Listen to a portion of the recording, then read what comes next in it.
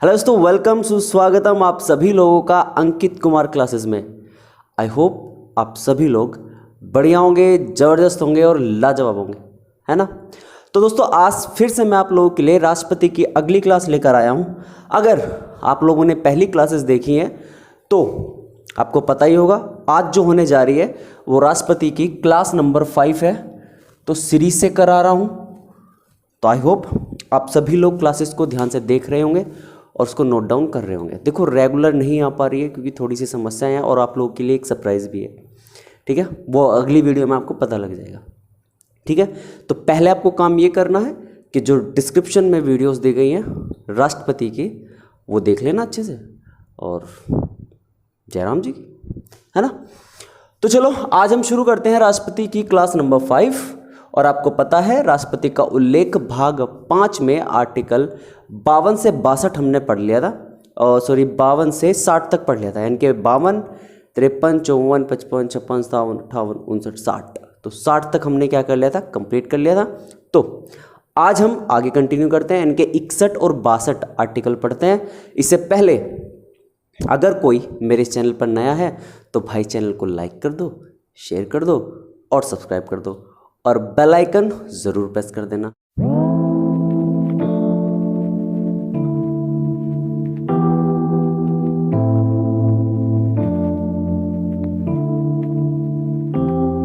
तो दोस्तों आज हमें पढ़ने हैं केवल 2 आर्टिकल राष्ट्रपति से संबंधित। आज हमें केवल और केवल 2 आर्टिकल पढ़ने हैं। एक आर्टिकल हो जाएगा 61 और एक आर्टिकल हो जाएगा 62। तो चलिए सबसे पहले हेडिंग डालिए अनुच्छेद या फिर आर्टिकल 61 यानी कि 61। आर्टिकल 61 में है राष्ट्रपति पर महाभियोग।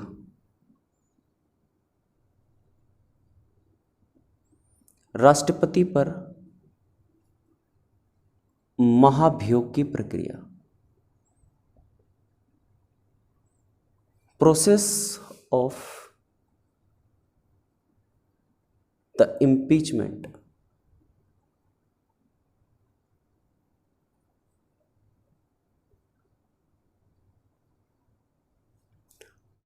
Of the president.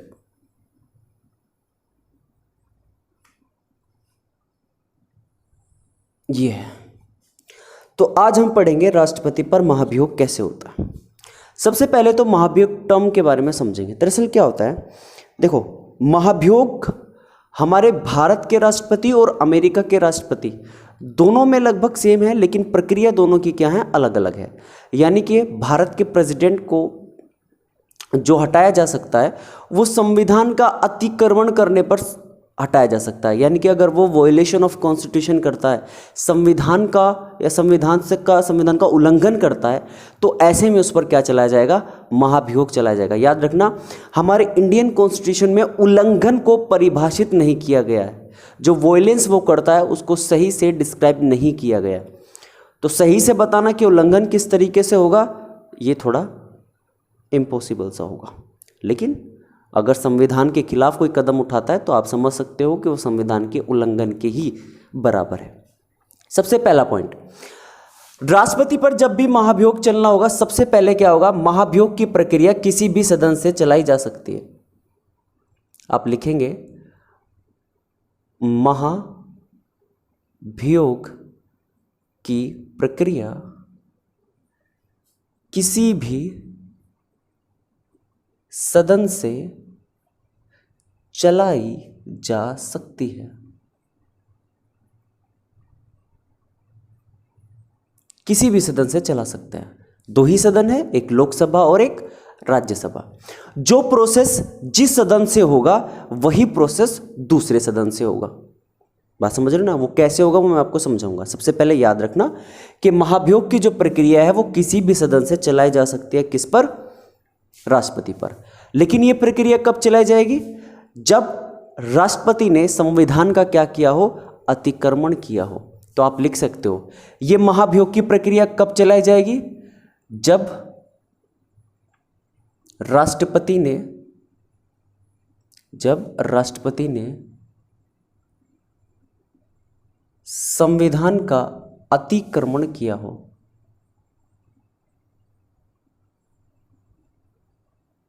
या अतिक्रमण करने पर किया हो, वॉयलेशन ऑफ कॉन्स्टिट्यूशन, संविधान का क्या किया हो, अतिक्रमण किया हो, उल्लंघन किया हो, तब ऐसे में उस पर क्या चलेगी, महाभियोग की प्रक्रिया चलेगी। अब देखो, तरीका ये कहता है कि जब भी महाभियोग की प्रक्रिया, आपको पता है कि राष्ट्रपति ने संविधान का उल्लंघन कर दिया है, तो ऐसे में उस पर महाभियोग चलाने से पहले कम से कम 14 दिन पहले उसे एक लिखित नोटिस जारी किया जाएगा कि भाई आपने संविधान का क्या किया है, उल्लंघन किया है, तो आपके ऊपर महाभियोग चलाया जा रहा है। तो कम से कम कितने, तो आप कहोगे महाभियोग चलाने से पहले कम से कम 14 दिन पूर्व राष्ट्रपति को लिखित नोटिस जारी किया जाएगा। राष्ट्रपति को लिखित नोटिस दिया जाएगा। चलो भाई दे दिया, ताकि वो तैयार रहे, दे भी दिया नोटिस। अब क्या होगा, जैसे ही 14 दिन होंगे, 14 दिन बाद क्या किया जाएगा, किसी भी सदन से महाभियोग की प्रक्रिया शुरू की जाएगी। जैसे हमारे पास 2 सदन है, एक है हमारे पास लोकसभा और एक है हमारे पास राज्यसभा। तो बड़े ध्यान से समझना भाई, ठीक है। तरीका यह कहता है कि जो भी सदन राष्ट्रपति पर महाभियोग या संविधान का उल्लंघन का आरोप लगाएगा, दूसरा सदन उस उल्लंघन की जांच करेगा कि क्या राष्ट्रपति पर लगाए गए आरोप सही है या गलत है। बात समझ में आई या नहीं आई, मैं क्या कह रहा हूं, कि अगर लोकसभा ने प्रस्ताव, संकल्प जारी किया, रेजोल्यूशन डिसाइड किया कि हां इसने क्या किया, राष्ट्रपति ने संविधान का उल्लंघन किया है, तब दूसरा सदन उन उल्लंघनों की क्या करेगा, जांच करेगा। बात समझ में आई या नहीं आई। तो अब ध्यान से सुनो, 14 दिन बाद लोकसभा में क्या किया जाएगा। अगर मान लो महाभियोग की प्रक्रिया लोकसभा से शुरू हुई, लोकसभा ने उल्लंघन का संकल्प जारी किया है किसके खिलाफ, राष्ट्रपति के, तो ऐसे मान लो लोकसभा की एक पूरी बैठक बुलाई जाएगी, तो सबसे पूछा जाएगा, हाँ भाई राष्ट्रपति ने संविधान का उल्लंघन किया है, हम ये संकल्प जारी कर रहे हैं, रेजोल्यूशन, बताओ इसके पक्ष में कितने हैं। तो कहा गया है कि जब भी संकल्प जारी करना हो, रेजोल्यूशन जारी करना हो, तो 1/4 सदस्य उस सदन के उसके पक्ष में होने चाहिए। कितने, 1/4 सदस्य। तो लोकसभा के कितने, 1/4 सदस्य संकल्प जारी करेंगे। क्या जारी करेंगे, संकल्प जारी करेंगे। कर दिया भाई जारी, कितने, 1/4 सदस्य संकल्प जारी करेंगे। फॉर एग्जाम्पल, लोकसभा में टोटल मेंबर फिलहाल 545 सीटें हैं, 545 का 1/4 निकाल लो आप, तो इससे से डिवाइड कर दो, 4 तिया 12 और 2, ये हो जाएगा 4 छिंग 24, तो 136 मेंबर लगभग।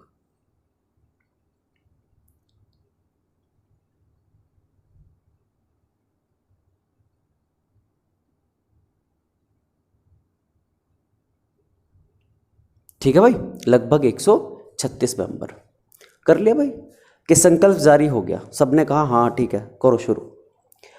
उसके बाद राष्ट्रपति को कहा जाएगा कि भाई साहब आप आओ, बैठो और अपने बचाव के क्या करो, अपने बचाव करने की क्या करो, कोशिश करो। कोई भी सदस्य आप बिठाओ जो आपका क्या कर सके, बचाव कर सके।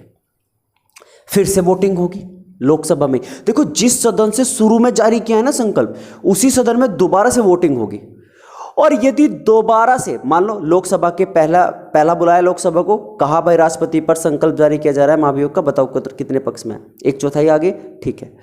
फिर दोबारा से वोटिंग होगी, दोबारा से वोटिंग में हाँ भाई अब हाथ उठाओ, कितने पक्ष में है। अब 2/3 सदस्य हाथ उठाने चाहिए। कितने सदस्य, यानी कि आप इसमें लिखोगे लोकसभा के 2/3 सदस्य इस संकल्प पर क्या करेंगे, हस्ताक्षर करेंगे या इस संकल्प को पारित करेंगे। इस संकल्प को पारित करेंगे कि हाँ भाई सही बात है, करो पारित, इसने संविधान का अतिक्रमण किया है और होना चाहिए ऐसा। चलो भाई, तो लोकसभा से पास, अब सीधे पहुंचेगा किसके पास, राज्यसभा के पास। तो मान लो हमारी राज्यसभा यहाँ है, थोड़ा नीचे कर लो, है ना, अच्छा सा दिखे। ठीक है भाई, अब ये आया किसके पास, अब ये भेज दिया गया राज्यसभा के पास। अब राज्यसभा चूंकि जांच कर रही थी किसकी, कि राष्ट्रपति पर उल्लंघन का आरोप जो ये लगा है ये सही है या गलत है। तो अब राज्यसभा पे डिपेंड होगा। अगर राज्यसभा को लगता है कि उसने संविधान का अतिक्रमण नहीं किया है तो वो रद्द कर देगी, वो वोट ही नहीं करेगी, वो कहेगी नहीं ये तो बेकसूर है। लेकिन अगर राज्यसभा को लगता है कि हाँ जो इस पर आरोप लगाया है वो बिल्कुल ठीक है भैया, तो बस क्या होगा, उस पर महाभियोग पास हो जाएगा। समझ में आया नहीं है? तो कितने सदस्य होने चाहिए राज्यसभा के, सेम 2/3 मेंबर। यानी कि आप इसमें लिख सकते हो सीधे सीधे कि राज्यसभा के 2/3 सदस्य इस संकल्प पर हस्ताक्षर करेंगे।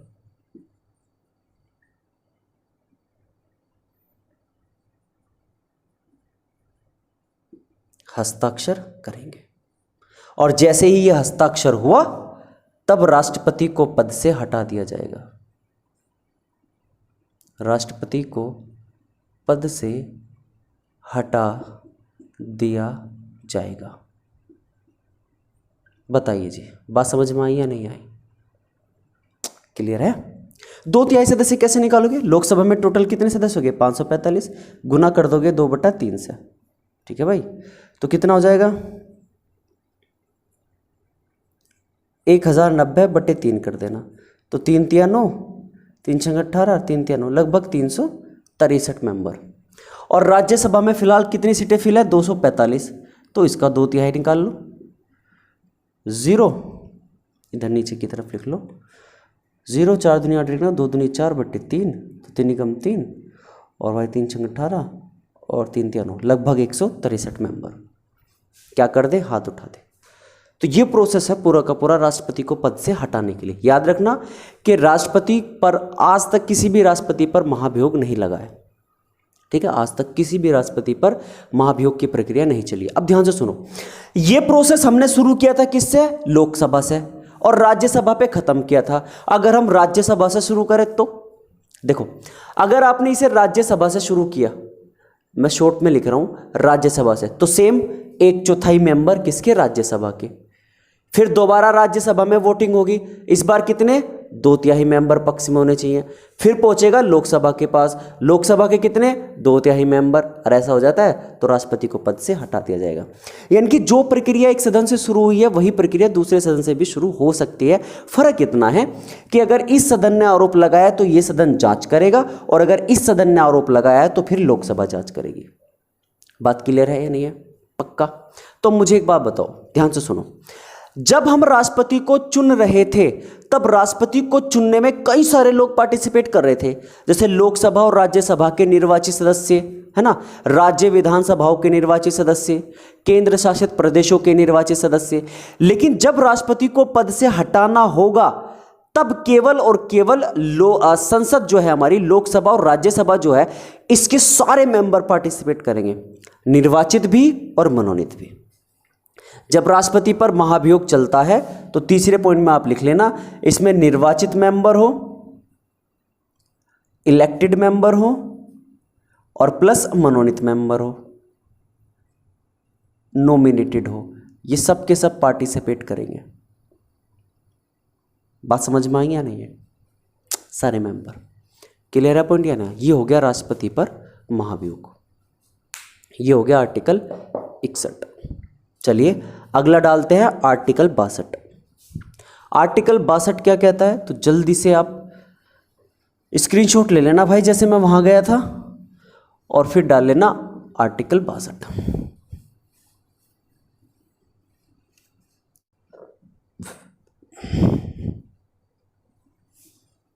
चलिए भाई, तो आप डालिए यहाँ आर्टिकल 62। आर्टिकल 62 क्या कहता है? तो राष्ट्रपति की पद की रिक्तता की पूर्ति, यानी कि filling the vacancy in the office of the president. राष्ट्रपति के पद की रिक्तता की पूर्ति। कहने का मतलब है, अगर राष्ट्रपति के पद की रिक्तता हो जाती है, राष्ट्रपति को किन्हीं कारणों से क्या करना पड़ता है, पद को खाली करना पड़े, तो ऐसी स्थिति में क्या होगा? तो देखो भाई, पहले वो कारण क्या है जिनके कारण उसे पद खाली करना पड़ सकता है? तो कारण नंबर 1 आप कह सकते हो, राष्ट्रपति जो है वो छुट्टी पर है। दूसरा, देश से बाहर चला गया है। महाभियोग चल गया है। त्यागपत्र दे दिया है। मृत्यु हो गई है। तो ये कुछ सिचुएशंस है जिसमें क्या हो सकता है, उसका पद खाली हो सकता है। ठीक है, अब देखो होगा क्या। दरअसल क्या था, ये कॉन्सेप्ट जो जारी हुआ था, इस कॉन्सेप्ट के पीछे एक बहुत ही रोचक कहानी है। तो बड़े ध्यान से सुनो। बात है 1969 की। दरअसल 1969 में ही डॉक्टर जाकिर हुसैन, जो भारत के प्रेसिडेंट थे, उनकी डेथ हुई थी। कौन है? डॉक्टर जाकिर हुसैन, इनकी डेथ हुई थी। अब इनकी डेथ होने के बाद कहा यह गया है कि उपराष्ट्रपति की यदि अकस्मात क्या हो जाती है, मृत्यु हो जाती है, तब उपराष्ट्रपति उसका पद संभालेगा। तो चूंकि उस वक्त उपराष्ट्रपति वीवी गिरी थे, तो वो बन गए थे कार्यवाहक राष्ट्रपति। कौन बने थे? वीवी गिरी। तो वीवी गिरी जो बने थे वो कार्यवाहक राष्ट्रपति बने थे। आपसे पूछा जाए भारत के प्रथम कार्यवाहक राष्ट्रपति, देन आंसर होगा वीवी गिरी। बात समझ में आई या नहीं? अब देखो हुआ क्या। अब वीवी गिरी चाहते थे राष्ट्रपति का इलेक्शन लड़ना, क्योंकि हमें कहा गया है कि जैसे ही पद की रिक्तता होती है 6 महीने के अंदर अंदर दोबारा इलेक्शन करा के उस पद को भरना पड़ता है। अब वीवी गिरी चूंकि कार्यवाहक राष्ट्रपति का पद संभाल रहे हैं, है ना, और वीवी गिरी चाहते हैं कि मैं राष्ट्रपति के पद का क्या करूं, इलेक्शन लड़ूं, राष्ट्रपति के पद पर क्या करूं, इलेक्शन लड़ूं। तो ऐसे में सपोर्ट मिला इंदिरा गांधी का, क्योंकि इंदिरा गांधी भी चाहती थी कि कौन बने, वीवी गिरी ही क्या बने, राष्ट्रपति बने, क्योंकि किसी की सपोर्ट तो चाहिए चाहिए, और अपना राष्ट्रपति बनेगा तो ज्यादा अच्छा होगा। बात समझ रहे हो नहीं समझ रहे हो? तो ऐसे में वीवी गिरी, अब समस्या ये थी इंदिरा गांधी के सामने कि चलो वीवी गिरी अगर इलेक्शन लड़ रहे हैं, तो सबसे बड़ी समस्या है कि अगर एक्टिंग प्रेसिडेंट यानी कि जो कार्यवाहक राष्ट्रपति है, अगर वो भी हट जाए तब उसका पद कौन संभालेगा। तब ये समस्या पैदा हुई थी। तब इंदिरा गांधी द्वारा एक संशोधन किया गया था, और उस संशोधन के तहत यह कहा गया था कि अगर राष्ट्रपति की मृत्यु हो जाए तो उपराष्ट्रपति जो है वो कार्यवाहक राष्ट्रपति के रूप में कार्य करेगा, राष्ट्रपति के रूप में। और यदि उपराष्ट्रपति भी अनुपस्थित हो तब CJI, chief justice of India, यानी कि भारत का मुख्य न्यायाधीश, कार्यवाहक राष्ट्रपति के रूप में कार्य करेगा। तो जब वीवी गिरी हट गए थे तब कार्यवाहक राष्ट्रपति थे हिदायतुल्लाह। तो याद रखेंगे, अगर आपसे पूछा जाए कि भारत के पहले मुख्य न्यायाधीश जो कार्यवाहक राष्ट्रपति बने थे, देन आंसर होगा हिदायतुल्लाह। बताइए जी, बात समझ में आई या नहीं? तो पद की रिक्तता यहां समझ में आ गई होगी। जब अगर राष्ट्रपति जो है, प्रेसिडेंट जो है, इधर लिखते हैं यहां पे, अगर राष्ट्रपति यानी कि प्रेसिडेंट क्या है, अनुपस्थित है,